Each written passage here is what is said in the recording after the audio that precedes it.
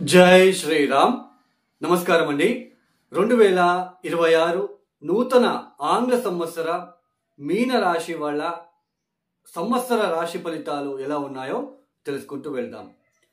ఈ సంవత్సర రాశి ఫలితాలు అనేవి అంటే ఈ 2026 సంవత్సరం పొడవునా కూడా ఈ రాశి వాళ్ళకి ఇలాంటి ఫలితాలు వస్తున్నాయి అని ఎలా చెప్పుకుంటున్నామంటే, ఏ ఆధారంతో మనం చెప్పుకుంటున్నాము అంటే, ఒకే రాశిలోనే సంవత్సరం పొడవునా సంచారం చేస్తున్న గ్రహాల ఆధారంగా మనము చెప్పుకుంటున్నాం. అంటే శని, గురు, రాహు, కేతు ఈ 4 గ్రహాల ఒక స్థాన మార్పులు ఏమైనా ఉన్నాయా ఈ సంవత్సరం, ఈ స్థాన మార్పుల వలన ఈ రాశి వాళ్ళకి ఎలా ఉండబోతుంది అనేది మాత్రం మనం చెప్పుకుంటున్నాం. అయితే ఈ సంవత్సరంలో ఈ ఒక 4 గ్రహాలలో ఏ గ్రహాలు రాశిల మార్పులు జరుగుతున్నాయి, సో ఆ రాశిల మార్పుల వలన ఈ మీన రాశి వాళ్ళకి ఏదైనా చేంజెస్, ఏదైనా వేరే రకంగా మంచి ఫలితాలు ఏదైనా ఉన్నాయా అని మనం చూస్తూ వెళ్దాం. ఈ సంవత్సరం మొత్తం కూడా శని ఒక స్థాన మార్పు ఏదైనా ఉందా అని చూసుకున్నట్లయితే 2026 సంవత్సరం పొడవునా కూడా శని మీన రాశిలోనే సంచారం చేస్తున్నారు. ఆయన వేరే రాశిలో అంటే వేరే రాశికి మారడము అలా ఏమి ఉండదు. 2026లో శని యొక్క సంచారము మీన రాశిలోనే కొనసాగుతుంది. ఇక రాహు కేతుల స్థాన సంచారం ఏదైనా ఉన్నట్లయితే ఏదైనా ఉందా అని తెలుసుకున్నట్లయితే, ముఖ్యంగా 2026 డిసెంబర్ 5వ తేదీ వరకు కూడా రాహు కేతుల స్థాన మార్పులు అనేది లేదండి. రాహు కుంభరాశిలోనే సంచారాన్ని కొనసాగిస్తున్నారు, కేతు కూడా సింహరాశిలోనే సంచారాన్ని కొనసాగిస్తున్నారు. అయితే 2026 డిసెంబర్ 5వ తేదీ తర్వాత రాహు మకర రాశిలోకి సంచారాన్ని ప్రారంభం చేస్తున్నారు, కేతు కర్కాటక రాశిలోకి సంచారాన్ని ప్రారంభం చేస్తున్నారు. ఈ 2026 సంవత్సరంలో మీన రాశి వాళ్ళకి శని బలం అయితే ఉండదు. అయితే రాహు కేతుల మార్పులు ఎప్పుడైతే ఉందో 2026 డిసెంబర్ 5వ తేదీ తర్వాత రాహు బలం రాబోతుంది. రాహు మకరంలోకి వెళ్ళిన తర్వాత రాహు బలం అనేది రాబోతుంది. ఇక గురు మార్పులు కనుక మనం చూసుకున్నట్లయితే, గురుగ్రహ మార్పులు, ఈ గురువు ఈ సంవత్సరంలో 2 సార్లు రాశులు మారుతున్నారు. 2026 జూన్ 2వ తేదీ గురువు గారు కర్కాటక రాశిలోకి ప్రవేశం చేస్తున్నారు. 2026 జూన్ 2వ తేదీ నుంచి 2026 అక్టోబర్ 31వ తేదీ వరకు కూడా గురువు గారు కర్కాటక రాశిలోనే సంచారం చేస్తూ 2026 అక్టోబర్ 31వ తేదీ అతిచార మార్గంలో సింహరాశిలోకి ప్రవేశం చేస్తున్నారు. అంటే కేవలం 5 మాసాలు మాత్రమే గురువు గారు కర్కాటక రాశిలో ఉంటున్నారు ఈ సంవత్సరంలో. తర్వాత సింహరాశిలోకి రావడము, అక్కడ 1 మాసం ఉండి మళ్ళీ వక్రించి ఒక 20 రోజులు ఉండి మళ్ళా వెనక్కి వెళ్ళడము. అంటే ఈ 2026 సంవత్సరంలో మీన రాశి వాళ్ళకి మొత్తంగా చూసుకున్నట్లయితే 2026 జూన్ 2వ తేదీ నుంచి 2026 అక్టోబర్ 31 ఈ పీరియడ్ ఏదైతే ఉందో, 5 మాసాల పీరియడ్ సమయం ఏదైతే ఉందో ఇది అనుకూలంగా ఉంటుంది, గురుబలం ఉంటుంది. మీకు ఇంకొక మాట చెప్తున్నాను, మనం ఈ గురుబలము, శని బలము, ఆదాయ వ్యయాలు, రాజ్య పూజలని మనం చెప్పుకుంటున్నాం. మీరంతా దాన్నే నమ్ముతున్నారు ఎక్కువగా. బట్ ఇది గోచారం. మీకే అర్థమవ్వాలి, గురుబలం ఎన్ని రోజులు ఉండాలి, 1 సంవత్సరం పొడవునా ఒకే రాశిలో ఉండాలి. అలాంటిది 5 మాసాలు 5 నెలలు మాత్రమే కర్కాటక రాశిలో ఉంటూ మీకు పంచమ స్థానంలో ఉంటూ కొంచెం గురుబలం వస్తూ ఉంది. అంటే కేవలం 5 మాసాలు తాత్కాలికంగా ఎండాకాలంలో వర్షం వచ్చినట్టుగా వచ్చి వెళ్తుంది. జాతకం చాలా ముఖ్యమైనది, జాతకం చాలా ప్రముఖమైన పాత్ర అనేది వహిస్తుంది. దశాభుక్తులు బాగలేదు, ఇబ్బందికరంగా ఉంటుంది. తర్వాత ద్వితీయాధిపతి లాభాధిపతి బాగాలేదు అంటే మనకి ఎంత రాసి పెట్టి ఉంటుందో అంతే ఆదాయము, అంతే హ్యాపీనెస్ ఉంటుంది. ఆ దశాభుక్తులకి అనుసారంగా కొన్ని పరిహారాలు మనమే స్వతహా చేసుకుంటే కొంచెం రిలీఫ్ వస్తుంది, కొంచెం పాజిటివ్ మైండ్ వస్తుంది, కొంచెం ఇబ్బందులు తగ్గుతాయి. ఇది ఫ్యాక్ట్ అండి. మనము అతి ఆశతో కొన్ని దశాభుక్తులు వచ్చినప్పుడు మనల్ని తీసుకెళ్తాయి.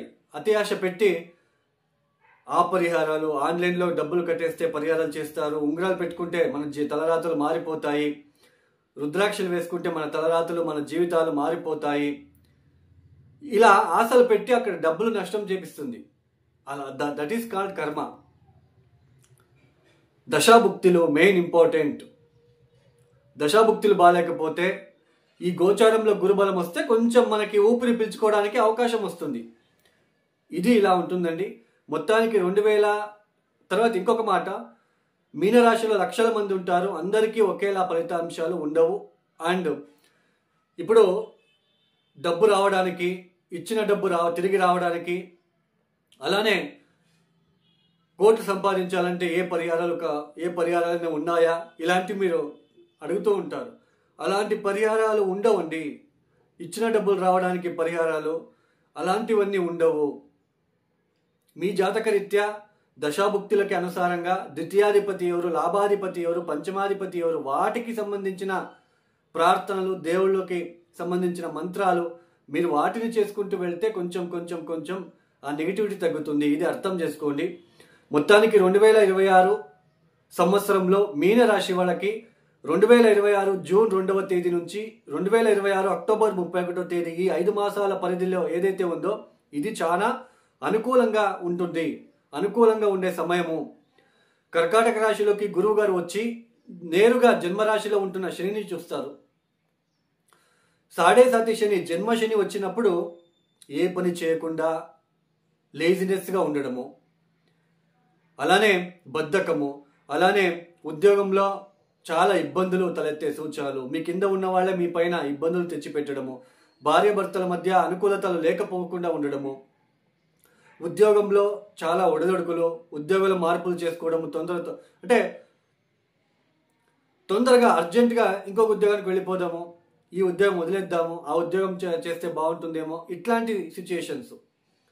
లేదా ఉద్యోగం కోల్పోవడము కొంతమంది. ఇట్స్ డిపెండ్స్ ఆన్ అష్టకర్క బిందువులు దశాభుక్తి. శని మీనరాశిలో ఎన్ని అష్టకర్క బిందువులు ఇచ్చాడో అది మెయిన్ ఇంపార్టెంట్. శని బలిష్టంగా ఉన్నాడా, బలహీనంగా ఉన్నాడా, అది చాలా ఇంపార్టెంట్. చెడు వ్యసనాలు, ఆరోగ్యంలో ఇబ్బందులు, ఏదైనా ఆపరేషన్స్ జరగడము, అలానే అపవాదాలు, అవమానాలు ఇవన్నీ ఉంటాయి.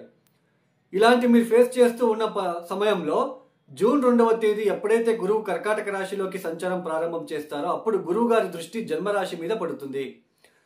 జూన్ 2వ తేదీ నుంచి 2026 అక్టోబర్ 31వ తేదీ ఈ 5 మాసాలు సెల్ఫ్ కాన్ఫిడెన్స్ పెరగడము, అంటే ఆత్మవిశ్వాసం పెరగడము, ఉద్యోగంలో ఒత్తిడులు తగ్గడము, తర్వాత మీకంటూ ఒక చిన్న పేరు రావడము, ఒక గుర్తింపు లభించడము, సంతానం విషయంలో అభివృద్ధిదాయకంగా ఉండడము, ఆర్థిక వ్యవహారాల్లో చాలా అభివృద్ధిదాయకంగా కొంచెం కలిసి రావడము, ఆర్థికంగా కొంచెం పుంజుకునే సమయం ఈ సమయము, వ్యాపారంలో కొంచెం అభివృద్ధిదాయకంగా కొంచెం ముందుకు సాగడానికి ఈ సమయం చాలా మీకు ఉపయోగపడుతుంది. సంతానం విషయంలో ఉన్న ఆ ఇబ్బందులు తగ్గడము, సంతానం కాని వాళ్ళకి ఈ సమయంలో సంతానం జరగడము, పెళ్లి కాని వాళ్ళకి కొంచెం పెళ్లి అయ్యే సమయం అని చెప్పుకోవచ్చు. అయితే మీ జాతకం కూడా చూసుకోవాలి. మీనరాశిలో లక్షల మంది ఉంటారు, అందరికీ పెళ్లిళ్ళు కావు, వాళ్ళ జాతకాలు చాలా ఇంపార్టెంట్. మొత్తానికి పంచమ స్థానంలో గురుబలం ఉంటుంది. కొంచెం మీకు పెళ్లి అయ్యే అవకాశాలు కొంచెం రావడానికి ఛాన్సెస్ ఉంటుంది. అలానే మంచి పాజిటివ్ మైండ్తో ముందుకు వెళ్తారు. మంచి మనస్సుతో మీరు ముందుకు వెళ్ళి పనులు చేసి దాంట్లో సక్సెస్ఫుల్ అవుతారు. ఆర్థికంగా కొంచెం పుంజుకుంటారు. చాలా అభివృద్ధిదాయకంగా ఉండే సమయము. విద్యార్థులు కూడా చదువుల పట్ల ఆసక్తికరంగా ఉంటారు. మంచి పేరు, గుర్తింపు ఇవన్నీ కూడా మీకు లభిస్తున్నాయని చెప్పుకోవచ్చు. ఈ 5 మాసాలు మాత్రం మీనరాశికి ఎక్సలెంట్ పీరియడ్. సో ఈ సంవత్సరం పొడవునా ఈ 5 మాసాలు చాలా బాగుంటుంది. జనవరి, ఫిబ్రవరి, మార్చ్, ఏప్రిల్, మే కొంచెం ఒడిదొడుకులు, ఇబ్బందులు, అప్స్ అండ్ డౌన్స్ ఇవన్నీ ఉంటాయి. ఈ 2026 సంవత్సరంలో ఈ మీనరాశి వాళ్ళు చూడండి, ప్రతిరోజు కాలభైరవేశ్వర గాయత్రి మంత్రం ఓం కాలకాలాయ విద్మహే కాలతీతాయ ధీమహి తన్నో కాలభైరవ ప్రచోదయాత్ ఈ మంత్రం చదువుకోండి.